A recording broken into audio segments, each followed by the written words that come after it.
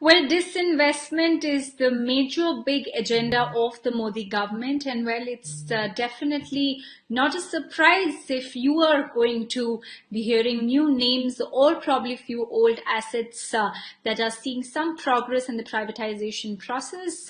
Well, as we are getting up with vaccination process, the government is becoming more confident on its privatization aim and its disinvestment target of almost 1.76 lakh crore for FY 21-22. Now, what ET now has done is we've broken this exclusive story today, which talks about privatization in a more precise sense, long lease sale of Hotel Ashok in New Delhi, which comes under the ITDC property, which is a public sector enterprise belonging to the government. We are picking up from our sources that core group of secretaries on disinvestment met on March 15th. In fact, this included, of course, the DPM Secretary, Finance Secretary, Tourism officials, Aviation Ministry officials, and Law Ministry officials, and they have finalized the contours of long lease process. A few facts that we are getting you right from the powerhouse in Delhi is that government has decided to put the Ashok Hotel for a 60-year land lease, that is 30 plus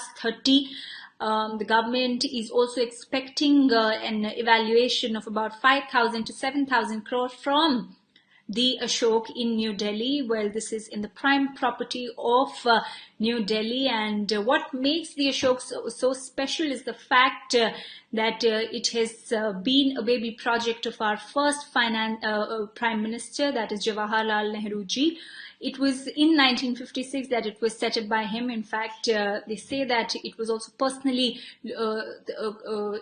aspects related to construction and interiors were also looked after by the Prime Minister's office. In fact, it also hosted the first UNESCO meet in New Delhi. It's a land that has, it occupies about 25-acre land, and in current times, if you talk about, it has more than 550 rooms in its hotel. And now we're picking up that the government is set to put it off on a long lease of 30 plus 30 years. In fact, the government is also looking at certain asset monetization plans on land assets related to the Ashok Hotel. In fact, we are being told that the land surrounding the Ashok Hotel could be used in order to build commercial and shopping complexes for people. We're also picking up that the adjoining hotel, that is the Samrat Hotel, which also, of course, connects and stands as the binding joint with the Prime Minister's house in New Delhi, will not be currently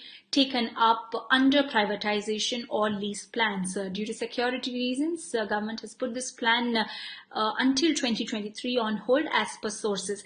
Now we are picking up that the core group of secretaries who met on March 15th finalized the final contours, and now this is going to go clearly to cabinet in the month of April. It is after the parliament, the government plans to submit a draft proposal to cabinet, post which of course officials from DPM, tourism and related ministries will step forward in order to issue bids. Now the big question is that who is going to take this over?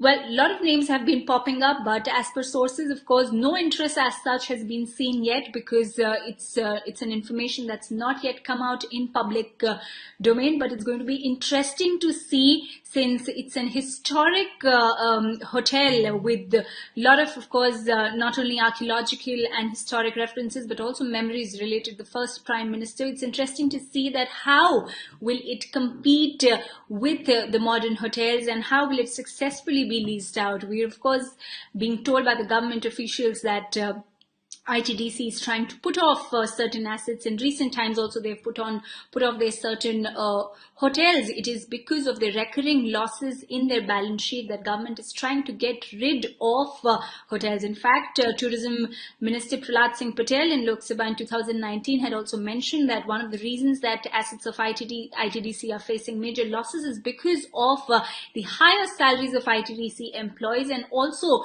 of the fact that they stand in a direct competition with the modern architecture and the way the interiors of modern hotels are done. So sooner than the sooner, I must say that in April we are picking up to hear some information on the Ashok Hotel, and further, of course, process on how the government is looking at this disinvestment.